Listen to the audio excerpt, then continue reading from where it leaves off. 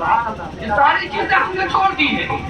گناہ کہاں سے مل جائے گی کرنے, دل کہاں گناہ میں مل جائے گی لگانے, نیکی کے بارے میں سوچتے نہیں, آخرت کو یاد کرتے نہیں, صبر کی فکر رکھتے نہیں. یہ حال ہم لوگوں کا ہے. زندگی تو وہ جی رہے ہیں, لگتا ہی نہیں ہے کسی بھی اینگل سے, کسی بھی اعتبار سے کہ ہم مومن ہیں. ہم مومن ہیں. بڑی پیاری حدیث پاک آج ہی سماعت سے گزری ہے. اللہ کے پیارے رسول صلی اللہ علیہ وسلم کا زمانہ ہے, حضور کا زمانہ ہے. ایک صحابی رسول ہے معاذ بن مالک. یہ حضور کی بارگاہ میں حاضر ہونے کے بعد کہتے ہیں, طہرنی یا رسول اللہ, یا رسول اللہ مجھے پاک فرما دیں. ہم گناہ کرتے ہیں تو کیا کرتے ہیں؟ گناہ کر کے ہم خوش ہوتے ہیں اور اپنے اس گناہ کا اعلان کرتے ہیں, چرچا کرتے ہیں, دوستوں میں اپنے گناہ کا اظہار کرتے ہیں. ایک تو گناہ کیا, اس کے بعد اعلان گناہ. گناہ کرنے کے بعد دوستوں کو بتایا یہ اعلان گناہ ہے. یہ گناہ تو وہ ہے جو ہم نے کر لیا ہے, گناہ بالائے گناہ ہم کر رہے ہیں جو ہم دوستوں میں آ کر کے اسے بتا رہے ہیں, اسے شیئر کر رہے ہیں. اور آج حال ہمارے نوجوانوں کا کیا ہے؟ آپ قسم خدا کی سروے کر کے دیکھیں. میں نے بہت سارے گاؤں کو جانچا ہے, پڑتالا ہے. بہت سارے ایسے نوجوان مجھے ملے ہیں جنہوں نے آ کر کے بتایا ہے. میں اپنوں کی بات کو چھوڑ دوں, ایک غیر مسلم ایک ڈرائیور سفر کر رہا تھا. ایک دن اس سے کہا کہ آپ جی ایک بات بتاؤں, آپ کا بتاؤ کیا بات ہے؟ کہا کہ کل تک آپ لوگ بڑے اچھے تھے. کہا کیا مطلب؟ کہا جو میں کہہ رہا ہوں سنیں, آپ کو یہ بات اچھی نہیں لگے گی. اس نے کہا کہ آپ کو یہ بات اچھی نہیں لگے گی. کہا یار بتاؤ تو, بات اچھی ہوگی تو اچھی کیوں نہیں لگے گی؟ کل تک آپ لوگ بڑے اچھے تھے لیکن آج آپ لوگ اچھے نہیں ہیں. کل تک مسلمانوں کی بڑی عزت ہوتی تھی, آج مسلمانوں کی عزت نہیں ہے. کہا کیوں؟ ایسا کیا ہو گیا؟ وہی قرآن جو کل ہمارے پاس تھا وہی آج بھی ہے, وہی دین جو کل ہمارے پاس تھا وہی آج بھی ہے, وہی شریعت جو کل ہمارے پاس تھی وہی آج بھی ہے. جس نبی کا کلمہ کل پڑھتے تھے اسی نبی کا کلمہ آج بھی پڑھتے ہیں. جس خدا کی عبادت کل کرتے تھے اسی خدا کی عبادت آج بھی کرتے ہیں. پھر ہم اچھے کیسے نہیں ہیں؟ کہا کل تک آپ میں کوئی شراب پیتا تھا, آج تو پورا کا پورا گاؤں شرابی پیتے ہیں. یہ ایک غیر مسلم کی بات میں کر رہا ہوں, اپنوں کی بات نہیں کرتا. اس نے کہا کل کوئی پیتا تھا, آج تو پورا کا پورا گاؤں شرابی بن گیا ہے. اس نے 2-3 گاؤں کے نام بتائے, میں وہ گاؤں نہیں بتاؤں گا یہاں پر. اس نے مجھے نام بتایا. کہا کہ آپ کو اگر یقین نہ ہو تو آپ اس گاؤں میں جا کر کے پوچھ لیجئے, جتنے نوجوان ہیں کوئی نوجوان باقی نہیں ہے جو شرابی تھا. کوئی رات ان کی نہیں گزرتی کہ وہ شراب کے اونٹ اپنے نیچے نہ اٹھاتے. آج شراب مہنگی ہو رہی ہے کس کی وجہ سے؟ کل کو ہم لوگوں میں جو لوگ شراب پیتے تھے وہ سستی شراب لے کر کے پی لیتے تھے, لیکن جب سے آپ کے نوجوانوں نے, مذہب اسلام کے ماننے والوں نے شراب پینا شروع کیا ہے تب سے شراب مہنگی ہو گئی ہے. انہوں نے کہا ایسا کیوں؟ کہا کہ اس لیے وہ جب ٹھیکے پر جاتے ہیں تو وہ کہتے ہیں ہمیں برانڈ چاہیے, ہمیں برانڈ چاہیے, اور وہ برانڈ پینا چاہتے ہیں. تو اس وجہ سے شراب مہنگی ہو گئی ہے. وہ میرے نوجوانوں کہا کیا کرو اپنی موت کو, کیا پتا جس وقت جس گھڑی جس دم تو نے شراب کا گھونٹ اپنے حلق سے نیچے اتارا اسی وقت موت کا فرشتہ آ گیا اور آنے کے بعد تیری روح قبض کر لیا, تیری روح کو دبوچ لیا. بتا تیرا کیا حال ہے؟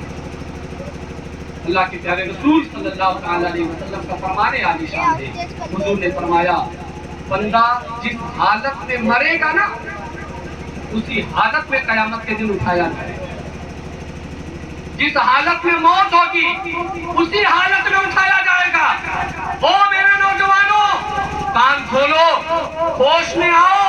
اگر تم شراب کی حالت میں مر رہے ہو, نشے کی حالت میں اگر تمہاری جان نکل رہی ہے تو کل تم نشے کی حالت میں اٹھائے جاؤ گے.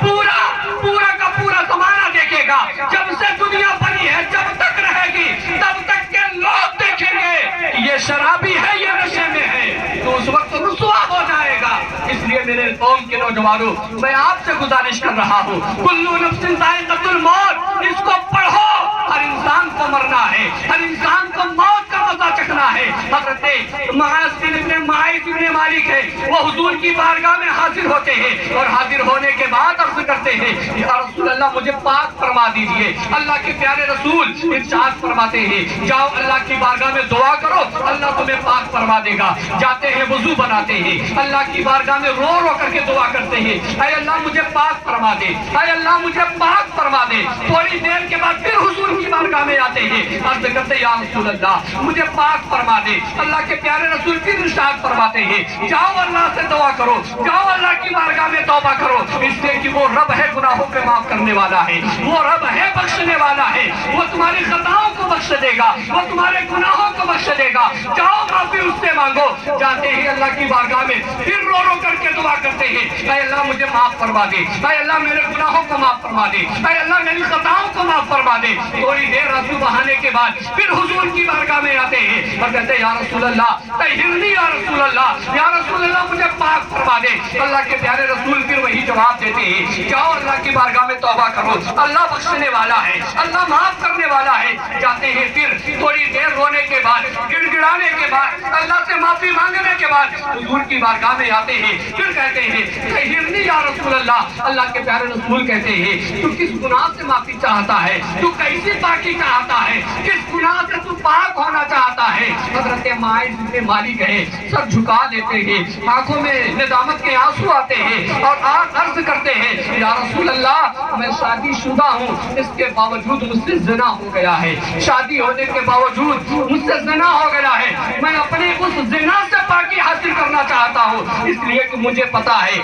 اللہ کا عذاب بہت سخت ہے، شادی شدہ لوگ اگر زنا کر لے اس کا عذاب بڑا بھیانک ہے۔ آج نہ جانے کتنے ایسے لوگ ہیں شادی ہونے کے بعد بھی وہ اپنے گناہوں سے باز نہیں آ رہے ہیں، شادی ہونے کے بعد بھی وہ اپنے آنکھوں کی حفاظت نہیں کر رہے ہیں، شادی ہونے کے بعد بھی اپنے شرمگاہوں کی حفاظت نہیں کر رہے ہیں۔ او میرے قوم مسلم کے نوجوانوں، اگر تم اپنے آنکھوں کی حفاظت نہیں کرو گے، اپنے شرمگاہوں کی حفاظت نہیں کرو گے، اللہ کے پیارے رسول صلی اللہ تعالی علیہ وسلم کے فرمان عالی شان پر عمل نہیں کرو گے تو ذرا دیکھو تو صحیح تمہارا انجام کتنا بھیانک ہونے والا ہے، کس قدر تم اللہ کے عذاب میں گرفتار ہونے والے ہو۔ حضرت معاذ بن مالک ہے، کہتے یا رسول اللہ مجھ سے زنا ہو گیا ہے، حالانکہ میری شادی ہو چکی ہے، یا رسول اللہ مجھے یہ بھی پتا ہے شادی کے بعد اگر کوئی زنا کرتا ہے اسلام میں اس کے لیے سزا کیا ہے، اسے پتھروں سے مار مار کر کے سنگسار کر دیا جائے، لیکن یا رسول اللہ یہ ساری چیزیں مجھے پتا ہے، میں چاہتا ہوں کہ آپ اسلامی قانون کے اعتبار سے، شرعی اصول کے اعتبار سے میرے لیے یہ حکم دیں، یہ سزا سنائیں کہ لوگ پتھر مار مار کر کے مجھے مار ڈالے، پتھر مار مار کر کے مجھے مار ڈالے۔ اللہ کے پیارے رسول صلی اللہ تعالی علیہ وسلم ارشاد فرماتے ہیں معاذ تمہیں پتا ہے نا درد کتنا ہوگا، درد کتنا ہوگا؟ حضرت معاذ کہتے یا رسول اللہ پتا ہے، جب لوگ پتھر مجھ پر ماریں گے، لوگوں کے پتھر میرے جسم پر پڑیں گے، میرا جسم پھوٹے گا، خون بھی بہے گا، درد بھی ہوگا، لیکن یا رسول اللہ میں یہ بھی جانتا ہوں آپ ہی نے ارشاد فرمایا ہے دنیا کے جتنے بھی عذاب ہیں قیامت کے عذاب کے مقابلے میں کچھ بھی نہیں ہے، جہنم کے عذاب کے مقابلے میں کچھ بھی نہیں ہے۔ یا رسول اللہ میں اپنے اس جرم کی سزا دنیا میں پانا چاہتا ہوں، آخرت میں نہیں، اس لیے آپ سزا سنائیں تاکہ اللہ کے پیارے رسول صلی اللہ تعالی علیہ وسلم ہے، اللہ کے پیارے رسول صلی اللہ تعالی علیہ وسلم نے حکم دے دیا، سزا سنا دی، لوگوں لے جاؤ اسے بیابان میں، صحرا میں لے جاؤ اور لے جانے کے بعد سنگسار کر دو، اسے پتھر مارو، اس پر پتھر مار کر کے اس کو موت کے حوالے کر دو۔ لوگ لے جاتے ہیں حضرت معاذ بن مالک کو، جب پتھر مارنے لگتے ہیں انہیں سنگسار کرنے لگتے ہیں، علماء بیان فرماتے ہیں اللہ کے پیارے رسول صلی اللہ تعالی علیہ وسلم ہے مسجد نبوی میں کبھی آپ بیٹھتے ہیں، کبھی آپ کھڑے ہو جاتے ہیں، بے چینی کے عالم میں ہیں، بے قراری کے عالم میں ہیں۔ لوگوں نے عرض کیا یا رسول اللہ سزا تو آپ ہی نے سنائی ہے، یہ فیصلہ تو آپ ہی نے فرمایا ہے کہ اسے پتھر مارے جائے، اسے سنگسار کیا جائے، پھر یہ بے چینی، یہ بے قراری کیسی ہے؟ اللہ کے پیارے رسول صلی اللہ تعالی علیہ وسلم ارشاد فرماتے ہیں او میرے صحابیوں سنو سنو، میں نے سزا کا حکم دیا ہے وہ میرا عدل تھا، اب میرے اندر بے قراری ہے، میرے اندر بے چینی ہے، وہ ایک عاشق کے لیے میرے دل میں محبت ہے، یہ میری محبت ہے تو مجھے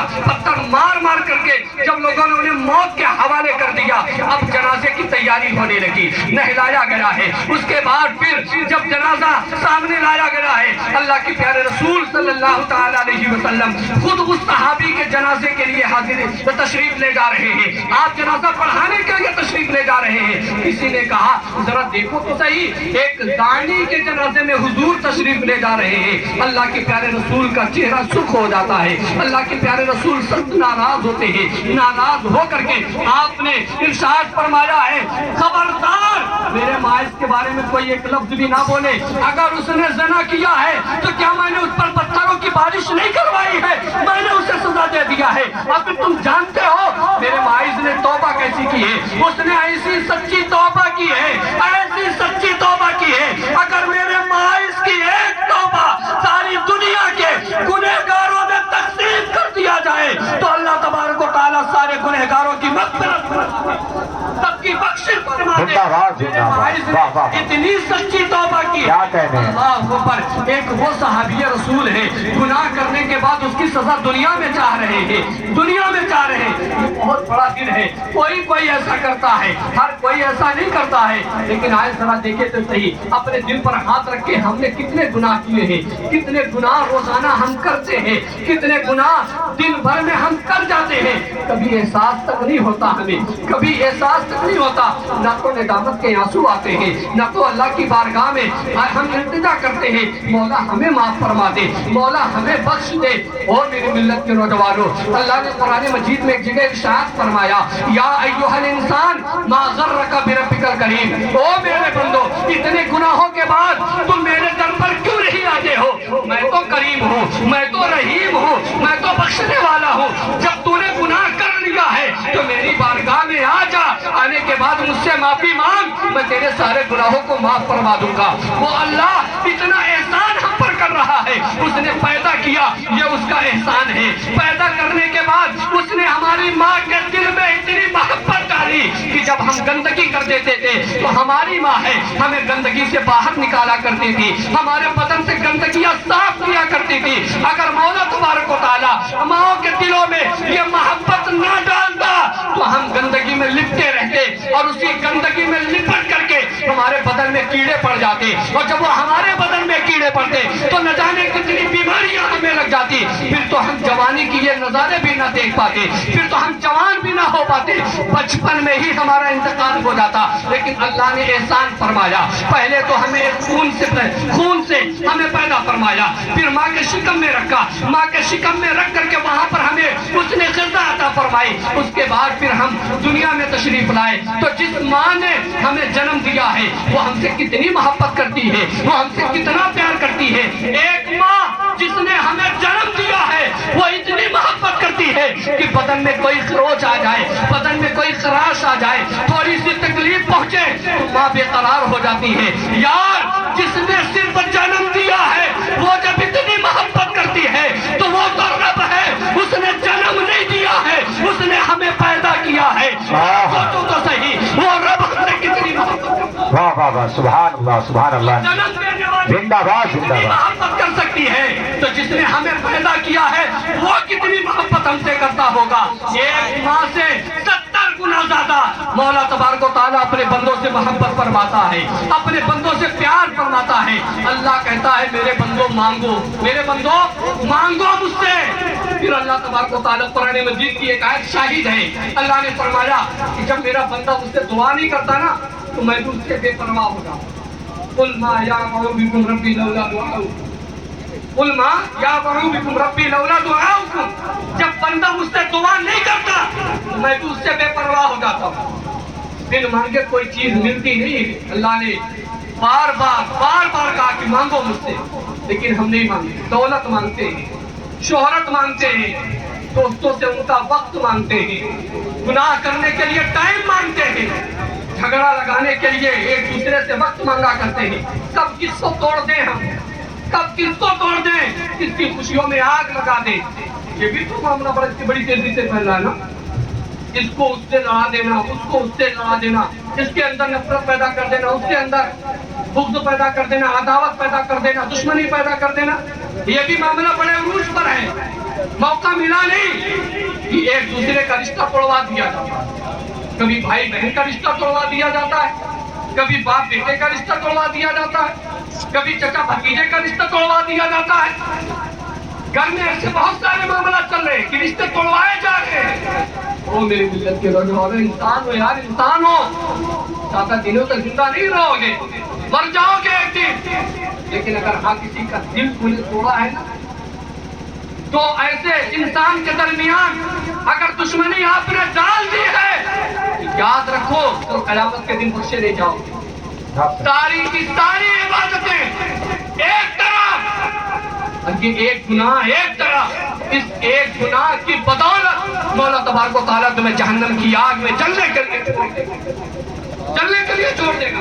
اللہ سے ڈرو, رشتے جوڑا کرو, رشتے توڑا نہ کرو, اللہ سے توبہ کیا کرو, اللہ سے بھاگا نہ کرو, اللہ کے گھر میں جایا کرو, اللہ کے گھر سے دور نہ جایا کرو, گھر میں جایا کرو, معافی مانگا کرو. وہ حضرت مائل انہوں نے اس انداز سے توبہ کی اور اللہ نے فرمایا کہ تو پیدا ہوتا ہے, تیری ماں کے دل میں نے اتنی محبت ڈالی, تیری ماں تجھ سے پیار کرتی ہے, تجھے جنم دیا, اپنا خون دودھ بنا کر کے پلایا, دودھ بنا کر کے پلایا, اس کے بعد تیری پرورش کی, تجھے پروان چڑھایا, تو جوان ہو. اب اللہ نے احسان کتنا ہم پر فرمایا, اس کا احسان ماں کے پیٹ میں ہمیں زندہ, اس کا احسان ماں کے دل میں یہ محبت ڈالی کہ ماں ہماری پرورش کرے, ہمارے بدن سے گندگیاں دور کرے. ہے نا اس کا احسان. ہاتھ ہے لیکن کام نہیں کرتا, زبان تھی لیکن بولنے کی طاقت نہیں, آنکھ تھی دیکھتے تھے لیکن کچھ کر نہیں پاتے تھے, یہ کان تھے لیکن سن نہیں پاتے تھے. وہ بچپنا بھی ہم نے گزارا ہے. ایک لمحے کے لیے, ایک لمحے کے لیے ہم جوان ہوئے ہیں. ہماری زندگی کے 3 حصے ہیں, ہر انسان کی زندگی 3 مرحلے آتے ہیں. بچپنا ہے, جوانی ہے, بڑھاپا. اس کے بعد زندگی ختم. بچپنا ہمارا ہر انسان جانتا ہے کیسا گزرتا ہے. صرف جوانی ہے جس میں ہم غرور کر لیں, تکبر کر لیں, حسد کر لیں, جلن کر لیں, عیش کر لیں, عیاشیاں کر لیں, جس کو چاہے مار دے, جس کو چاہے توڑ دے, جس کو چاہے جو کر لے. بس وہی ایک ہے. اس کے بعد پھر بڑھاپا آ جائے. جب بڑھاپا آ جاتا ہے نا, کمر میں درد ہے, جوڑوں میں درد ہے, آنکھوں کی بینائی کم ہو گئی ہے, کانوں کی سماعت کم ہو گئی ہے, پھر بدن میں کب کبھی طاری ہو جاتی ہے, لرزہ طاری ہو جاتا ہے. پھر ایک وقت وہ بھی آتا ہے چارپائی سے. جیسے بچپنے میں ہاتھ ہوتے ہوئے کچھ کر نہیں پاتا تھا, ایسے بڑھاپے میں ہاتھ بھی ہے, کچھ کر نہیں پائے. بچپنے میں پاؤں ہوتے ہوئے چل نہیں پاتا تھا, چل نہیں پاتا تھا. اللہ نے احسان فرمایا. پہلے تو وہ کھڑے ہونے کی طاقت نہیں رکھتا تھا, پھر اللہ نے اس کے پاؤں میں اتنی طاقت رکھی کہ وہ چارپائی پکڑ کر کے چلنے لگے. ایسا ہی ہوتا ہے نا بچے, چارپائی پکڑ کر چلتے ہیں. پھر اللہ نے اس کے اندر اور ہمت ڈالی. ابھی وہ چارپائی پکڑ کر کے چل رہا ہے, پھر مولا اسے بغیر چارپائی کے, بغیر سہارے کے چلنا سکھاتا ہے. پہلے وہ چلتا ہے, 1 قدم چلتا ہے, گر جاتا ہے, 2 قدم چلتا ہے, گر جاتا ہے, ایسے معاملہ چلتا رہتا ہے. اس کے بعد پھر وہ چلنے لگتا ہے. یہ اس کا احسان ہے, یہ اس کا احسان ہے. تو اس نے ہم پر اتنا احسان فرمایا ہے. اب ہم جوان ہو گئے, بڑھاپا بھی آ گیا, تو ایک وقت ہے جس میں جو چاہے ہم کر لیں, اور وہی وقت سنبھلنے کا وقت, وہی وقت سنورنے کا وقت, وہی وقت سدھرنے کا وقت ہے. لیکن میں بڑے افسوس کے ساتھ کہوں کہ ہمیں جوانی جو ملتی ہے نا, اس جوانی کی قدر نہیں کرتے. جو جوانی ہمارے حصے میں آتی ہے نا, اس جوانی کو ہم آوارگی میں گزار دیتے ہیں, عیاشیوں میں گزار دیتے ہیں. بہت سارے گناہ ہم جوانی میں کرنے کی کوشش کرتے ہیں, اور یہ خواہش ہوتی ہے کہ وہ کون سا ایسا گناہ ہے دنیا کا جو ہم کریں نہ. دنیا کے وہ سارے گناہ ہم کرنے کی کوشش کرتے ہیں اپنی جوانی میں. پچھتاوا بھی ہوتا ہے, افسوس بھی ہوتا ہے. تو اللہ تبارک و تعالیٰ نے قدم قدم پر ہم پر احسان فرمایا. تو وہ وقت بھی تو آیا, بچپنے میں اس نے احسان کیا, جوانی میں بھی احسان کیا. ایک وقت اور بھی آیا جب وہ ہم پر احسان کرتا. کب؟ جب ہمارے ساتھوں کی ڈوری ٹوٹ جاتی, جب ہم مردہ ہو جاتے ہیں. ہمارے مردہ ہونے کے بعد بھی اللہ نے ہم پر احسان فرمایا. مرتے تو کتنے بھی ہیں نا, मरते तो कुत्ते भी है ना, कुत्तों की भी मौत आती है, लेकिन क्या कुत्तों को नहलाया जाता है? क्या कुत्तों को कफन दिया जाता है? क्या कुत्तों के जोड़ों जोड़ों पर कापूर मला जाता है? नहीं, कुत्तों के जोड़ों जोड़ों पर कापूर नहीं मला जाता, उसे नहलाया नहीं जाता, उसे कफन नहीं दिया जाता है, एक भीड़ नहीं होती है उसके लिए। पहले नहलाओ, कफनाओ, जोड़ों जोड़ों पर कापूर मलो, खुशबू मलो, उसकी पेशानी पर कापूर रखो, उसे खुशबुओं में नहला दो। उसके बाद मौला तबारक व तआला ने फिर हम पर जो एहसान फरमाया वो बात की बात है, लेकिन कुत्तों के साथ ऐसा कोई करता नहीं करता। लेकिन उसने एहसान फरमाया, जब इंसान मरता है तो अल्लाह ने सारा सिस्टम बना दिया, मर गया ये, चलो कोई बात, अब ऐलान हो जाए, इसे ले जाओ, नहलाओ, नहलाने के बाद इसे कफनाओ, जोड़ो जोड़ो पर इसे खुशबू मलो, खुशबू मल लिए, नहला लिए, कपड़ा लिए, भाई चिट्टा लिबास इसे पहनाओ, गंदा नहीं, चिट्टा लिबास भाई, सफेद लिबास इसे पहनाओ, पहनाने के बाद एक अच्छी सी चारपाई पर इसे लेटाओ।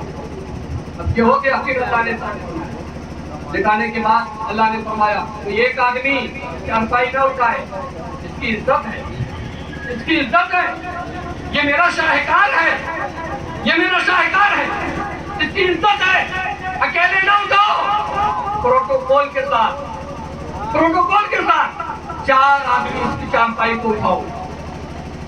कोई वो 4 आदमी सिर्फ लेकर के ना जाए, इसके जनाजे को लेकर के चलो, बारी बारी कंधा भी बदलते रहो, बारी बारी कंधा भी बदलते रहो। अब अल्लाह ने एहसान फरमाया, कितना एहसान फरमाया, पैदा हुए तब एहसान फरमाया, जवानी में भी, बुढ़ापे में भी, और मौत के बाद भी अल्लाह ने एहसान फरमाया। लेकिन अल्लाह के इस एहसान का बदला हमने किससे दिया? उस रब ने हम पर यहाँ तक एहसान फरमाया, ले जाओ कब्रिस्तान, एक गहरा गड्ढा खोदो, गहरा गड्ढा खोदने के बाद उसके अंदर उसे लिखाओ, लिखाने के बाद ऊपर कोई चीज लगा दो, ऊपर कोई चीज लगा दो, ताकि जब मिट्टी डाली जाए तो डायरेक्ट उसके बदन पर ना जाए। क्यों? इसलिए उसे तकलीफ पहुंचे, उसे तकलीफ पहुंचे, और उसे तकलीफ नहीं देना। जहां तक उसने एहसान फरमाया, लेकिन अल्लाह के इस एहसान का बदला हमने किससे दिया? अल्लाह के इस एहसान का बदला किससे दिया है? झूठ बोल करके, गुनाह करके, ज़िना करके, शराब पी करके, जुआ के पत्ते खेल करके, हरामखोरी करके, हराम करके, ये सारी चीजें करके। याद रखो, एक दिन वो आने वाला है, हर कोई अल्लाह के हुजूर हाजिर होने वाला है, हर किसी की अल्लाह के हुजूर पेशी होने वाली है। हमारा हिसाब लिया जाए, एक एक लम्हे का हिसाब लिया जाए, एक एक पल का हिसाब लिया जाए। बस एक आखिरी बात करूं, उसके बाद में एक एक पल का हिसाब लिया जाए, एक एक लम्हे का हिसाब लिया जाए। इसलिए अपनी जिंदगी को कहीं न जाए, और हर वो गुनाह अल्लाह के प्यारे रसूल सल्लल्लाहु तआला अलैहि वसल्लम ने जिससे बचने के लिए कहा है, हर उस गुनाह से बचाओ, हर काम से बचाओ। अल्लाह के रसूल ने जिसे मना फरमाया, शादी से पहले बहुत सारी इधर उधर की बातें, ये वो कर लेना, ये भी मना, इससे भी बचना। क़यामत के दिन आपकी भी पकड़ होगी, हर किसी की पकड़ होगी, चाहे शादी से पहले करो या शादी के बाद करो, किसी को नहीं बख्शा जाएगा। ना तो इस टोपी का लिहाज किया जाएगा, ना तो इस दाढ़ी का लिहाज किया जाएगा, ना तो इस जुब्बे का लिहाज किया जाएगा, ना तो इस दर्द वर्क उम्दा कीमती कपड़े का लिहाज किया जाएगा, किसी का लिहाज नहीं किया जाएगा। अगर आपने गुनाह किया है, क़यामत के दिन आपको पकड़ा जाएगा, अल्लाह के अज़ाब में चकरा जाएगा। अगर अल्लाह के अज़ाब से बचना चाहते हो तो अपनी जिंदगी लोगों के दिखावे के लिए नहीं, बल्कि अल्लाह की रजा के लिए जियो, अल्लाह की रजा के लिए जियो। और अल्लाह ने जिस काम से मना फरमाया है उससे बाज आ जाओ, वरना तो जान लो क़यामत के दिन फिर अल्लाह के अज़ाब से कोई नहीं बचा पाएगा। और हमारी और आपकी जिंदगी बस कितनी सी है। वो एक अल्लाह के बुजुर्ग हैं, कहते हैं कि वल अस्र इन्नल इंसान लफी खुस्र। इसका तर्जमा नहीं समझ में आ रहा था कि मौला तबारक व तआला कहना क्या चाह रहा है। इस सूरे में अल्लाह तबारक व तआला किस चीज का मुतालबा कर रहा है? वल अस्र, ऐ महबूब आपके जमाने की कसम, इन्नल इंसान लफी खुस्र, بے شک انسان گھاٹے میں ہے، بے شک انسان خسارے میں ہے۔ وہ اللہ کے بزرگ ہیں، کہتے ہیں کہ اس آیت کا ترجمہ اور تفسیر سمجھ میں نہیں آ رہا تھا، میں سمجھ نہیں پا رہا تھا کہ کون انسان گھاٹے میں ہے، انسان گھاٹے میں کیسے ہو سکتا ہے، انسان خسارے میں کیسے ہو سکتا ہے۔ کہتے الجھا ہوا تھا اسی آیت کو لے کر کے، الجھا ہوا تھا اسی سورہ کو لے کر کے۔ کہتے ایک دن میں بازار گیا، اور جب میں بازار گیا نا تو بازار میں جیسے ہی داخل ہوا میں نے دیکھا ایک انسان ہے، وہ ایک پلے پر برف کی کچھ تلیاں لے کر کے آواز لگا رہا ہے، لوگوں مجھ پر رحم کرو، لوگوں مجھ پر رحم کرو۔ میں اس کے قریب گیا تو وہ آواز لگا رہا ہے، لوگوں مجھ پر رحم کرو، جلدی کرو میرا یہ مال خرید لو۔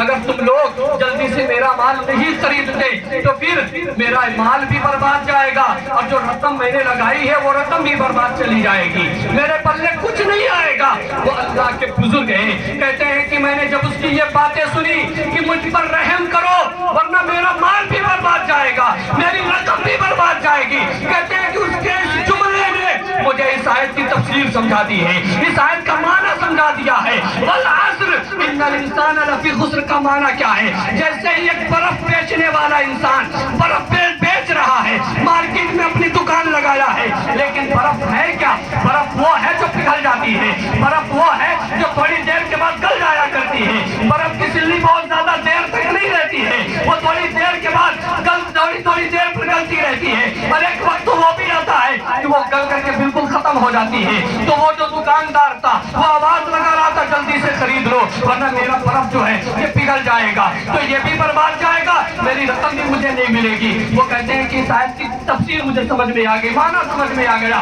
ایسے ہی ہماری اولاد کی زندگی ہے، دھیرے دھیرے ہماری اولاد کی زندگی پگھل رہی ہے، دھیرے دھیرے ہماری اولاد کی زندگی پگھل رہی ہے۔ ہر دن ہم اپنی موت کے قریب جا رہے ہیں، ہر قدم پر اپنے موت کے قریب جا رہے ہیں، ہر گھنٹہ اپنے موت کے قریب جا رہے ہیں، ہر لمحہ اپنے موت کے قریب جا رہے ہیں۔ اس لیے اگر ہم نے اپنی زندگی کو غنیمت نہ جانا، اپنے وقت کو غنیمت نہ جانا، تو پھر ہمارے پلے کچھ نہیں آنے والا ہے۔ جیسے اس انسان کے پلے نہ تو پیسہ آئے گا نہ تو اس کا وہ مال آئے گا، ایسے ہی اگر ہم نے اپنی زندگی صحیح طریقے سے نہیں جی، اللہ کے فرمان کے مطابق اگر ہم نے اپنی زندگی نہیں گزاری، تو پھر یہ دنیا ہمارے کام نہیں آئے گی، یہ زندگی ہمارے کام نہیں آئے گی، پھر تو اللہ کے عذاب میں گرفتار ہونا ہی پڑے گا۔ اس لیے وہ میرے ملت کے نوجوانوں، برف جیسی ہماری زندگی ہے، دھیرے دھیرے پگھل رہی ہے، ہر دن ہم موت کے قریب جا رہے ہیں۔ 40 سال کے ہو گئے ہیں، لوگ کہتے ہیں میں اتنا بڑا ہو گیا ہوں، اتنے بڑے نہیں ہوئے ہو، 60 سال کی تمہیں زندگی دی گئی تھی، 40 سال تم نے اپنی زندگی کے گزار لیے، تم 40 سال چھوٹے ہو گئے ہو، اب تمہاری زندگی کے 20 سال تمہارے پاس بچے ہوئے ہیں، اس 20 سال کو غنیمت جانو، اللہ کی بارگاہ میں آؤ، توبہ کرو، اللہ سے معافی مانگو۔ اگر اللہ سے معافی مانگو گے، وہ رب ہے، وہ رحیم رب ہے، وہ کریم رب ہے، وہ بخشنے والا ہے، وہ بہت زیادہ توبہ قبول کرنے والا ہے۔ بڑے بڑے گنہگاروں کو اس نے معاف فرما دیا ہے، بڑے بڑے خطاکاروں کو اس نے بخش دیا ہے، وہی رب ہے، وہی بخشنے والا ہے۔ آؤ اللہ کی بارگاہ میں آج کی اس مجلس سے یہ عہد لے کر کے اٹھے، یہ وعدہ کر کے اٹھے، اب آج کے بعد انشاءاللہ تبارک و تعالی جہاں تک ہو سکے گا اپنے ہر گناہ سے بچنے کی کوشش کریں گے، جھوٹ سے بچنے کی کوشش کریں گے، زنا سے بچنے کی کوشش کریں گے، شراب جیسی ناپاک شے سے بچنے کی کوشش کریں گے، حرام سے بچنے کی کوشش کریں گے، ہر بے پد سے بچنے کی کوشش کریں گے۔ کہیں انشاءاللہ، کہیں انشاءاللہ، انشاءاللہ، اور جہاں تک ہو سکے گا مولا تیرے محبوب کے فرمان کے مطابق اپنی زندگی جینے کی کوشش کریں گے، حضور پر زیادہ سے زیادہ درود پڑھنے کی کوشش کریں گے۔ باتیں بڑی ساری ہے کرنے کی، لیکن بس انہی چند باتوں پر میں اپنی گفتگو کو ختم کر رہا ہوں اور اللہ کی بارگاہ میں دعا کر رہا ہوں، مولا سبھی لوگوں کو، ہم سبھی لوگوں کو صحیح معنوں میں مولا مسلمان بن کر کے زندگی گزارنے کی توفیق۔ بڑی بات ہے کہ ہم مسلمان بن جائیں، ہم صحیح مسلمان بن جائیں، یہ بڑی بات ہے۔ مومن تو ایک دوسری کیٹیگری، پہلے ہم سچے مسلمان تو بن جائیں، ہم تو ابھی تک سچے مسلمان بھی نہیں بن پائے۔ اللہ سے دعا کیا کرو، چیزیں مانگنے سے ملتی ہیں، اللہ سے مانگا، مانگو اللہ سے، اللہ سچا مسلمان بنا، مانگو اللہ سے اللہ ہمیں سچا مومن بنا، مانگو اللہ سے اللہ ہمیں گناہ سے بچنے والا بنا، نیکیاں کرنے والا بنا دے، نماز کی پابندی والا بنا دے، مولا اپنے محبوب پر زیادہ سے زیادہ درود پڑھنے والا بنا دے۔ من كل ذنب واتوب اليه اشهد ان لا اله الا الله واشهد ان محمدا عبده ورسوله خوب کی طرح سے منصور کی اشاعت رہے بعض بات آتا ہوں مجھے میرا بات ہے وما علیکہ الا البلاغ